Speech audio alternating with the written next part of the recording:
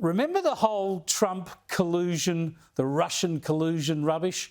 The Democrats, the media and the left across the world went wild for this nonsense, that the 2016 election was stolen by Donald Trump, that he colluded with and was effectively installed by Russia. Even our tax dollars in this country were spent peddling this nonsense as truth. Tonight, we begin our special three-part investigation into the story of the century, the election of US President Donald Trump and his ties to Russia. Tonight, secrets, spies and useful idiots.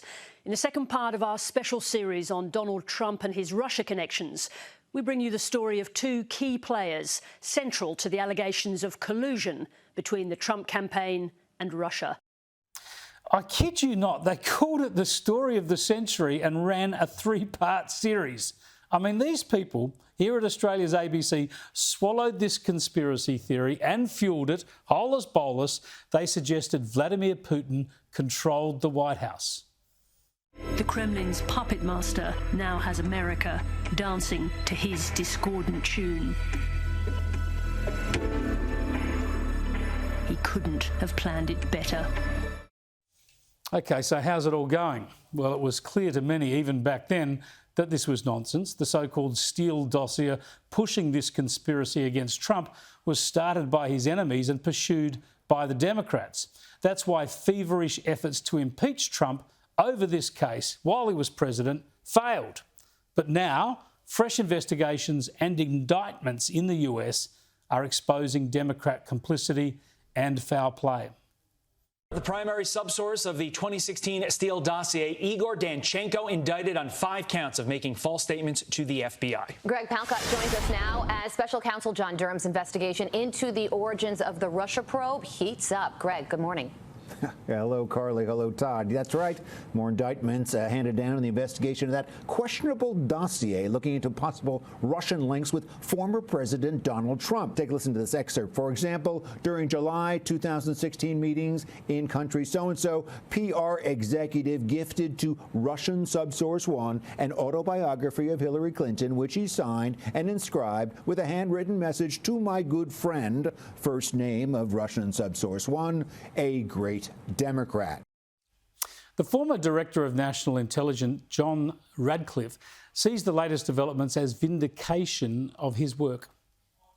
We had specific intelligence that Hillary Clinton was creating a plan to vilify Donald Trump, to falsely accuse him of ties to Russia. And the intelligence community and the FBI knew this. And President Obama, Vice President Biden were briefed by John Brennan and James Clapper and Jim Comey in early August of 2016.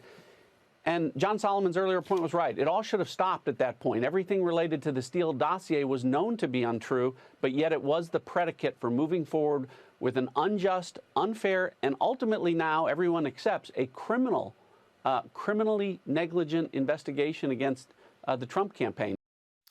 He explained how all the evidence pointed to the opposite of what was being pushed in the political and media world. When I became the Director of National Intelligence, I said, listen, I want to see all of the intelligence about this supposed Russian collusion. And what I found was, and as you're finding out, is there was, of course, no Russian collusion between the Trump campaign and Russia. But what I did see in intelligence documents, some of which I've now declassified, that there was collusion involving the Clinton campaign and Russians to create a dossier. Special Counsel John Durham has now charged 3 people with lying to or misleading the FBI over the Steele dossier. There are many politicians and journalists in the US who are watching this intently and not reporting much of it because it exposes their deceptions and duplicity. Back in Australia, I wonder if the team from Four Corners have been watching it. Why is Four Corners important? I live in America, where we've just seen the catastrophic consequences of what happens when a shared belief in truth and facts breaks down. So Four Corners' continued commitment to those things may actually be one of the most important defences for Australian society. Really? Truth and facts? When will we see an apology or correction from the ABC over this utterly absurd manifestation of Trump derangement syndrome? produced at taxpayers' expense. We all know about how Trump was, since the election, has tried to delegitimise his election defeat.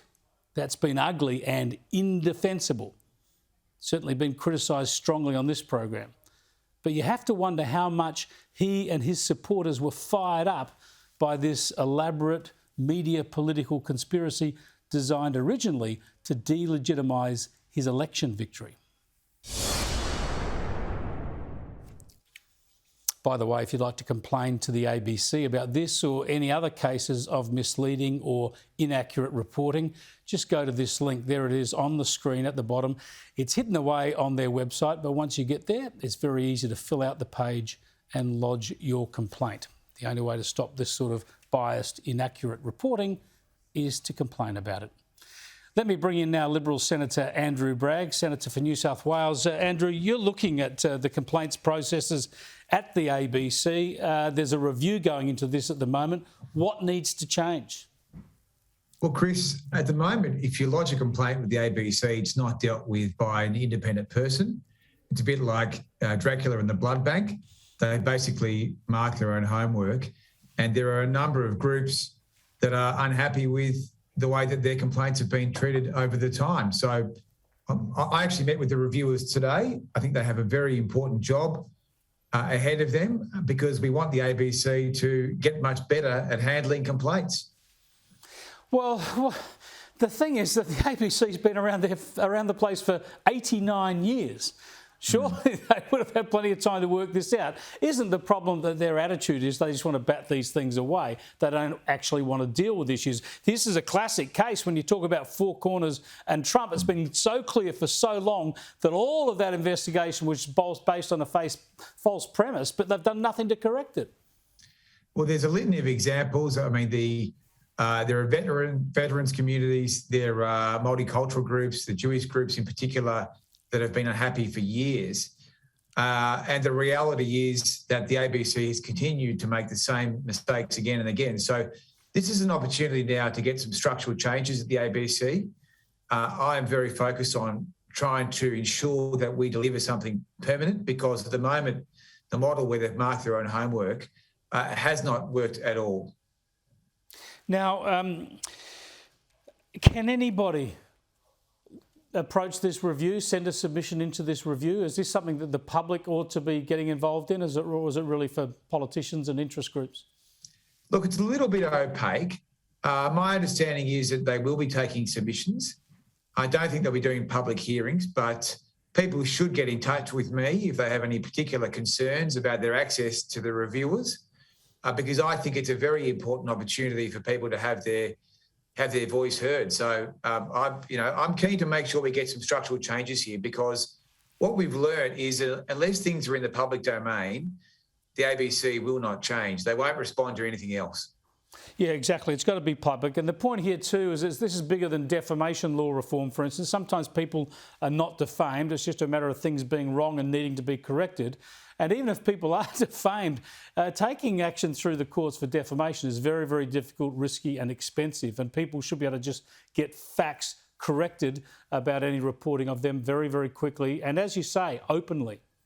Well, I mean, one of the real problems here is that when the ABC makes a mistake, they don't correct the mistake with the same loud voice as it was made in the first place. So, they'll send you an email saying we've upheld parts of your complaint, and then they'll amend the story.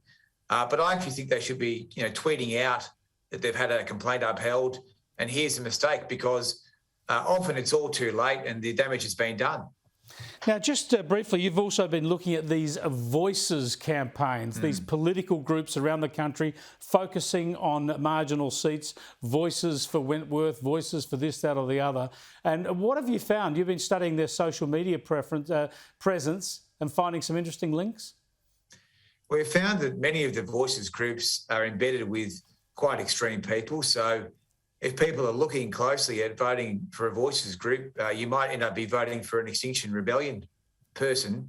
And we've found half a dozen or so people who are on the management committees of these entities that have been involved with groups like Extinction Rebellion, which are advocating, frankly, crazy crazy economy-wrecking policies. They are indeed. Thanks for joining us, Andrew. I appreciate it. Okay, see you, Chris.